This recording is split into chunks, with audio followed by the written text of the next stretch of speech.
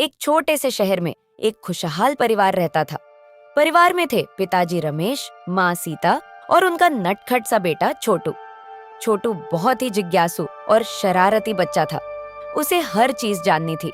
आसमान नीला क्यों है, पंछी उड़ते कैसे हैं और कार्टून टीवी के अंदर कैसे चले जाते हैं। पिताजी एक मेहनती ऑफिस कर्मचारी थे।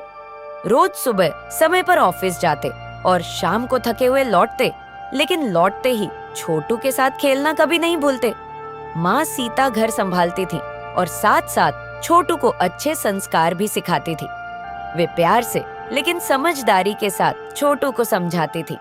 एक दिन छोटू ने स्कूल से आकर कहा, हाँ, मुझे बड़ा होकर वैज्ञानिक बनना है और उड़ने वाली कार बनानी है।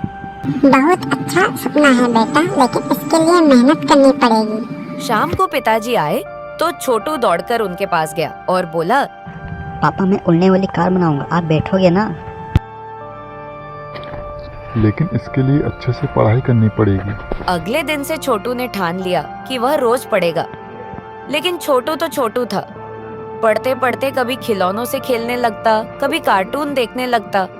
माँ उसे प्यार से समझाती, छोटू, सपने पूरे करने के लिए ध्यान जरूरी है, तभी तो अपने सपने एक पूरे दिन करोगे। छोटू की परीक्षा में कम नंबर आ गए। वह उदास होकर बैठ गया।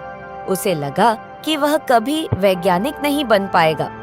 माँ ने उसे पास बैठाया और कहा, बेटा, हारना गलत नहीं, लेकिन कोशिश छोड़ देना गलत है।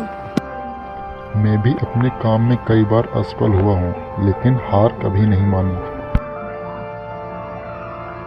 छोटू को हिम्मत मिली। उसने फिर से पढ़ाई शुरू की। अब वह समय पर होमवर्क करता, सवाल पूछता और नए नए प्रयोग करता। माँ उसकी मदद करती और पिताजी उसे नई किताबें लाकर देते। कुछ समय बाद स्कूल में साइंस एग्जीबिशन हुआ।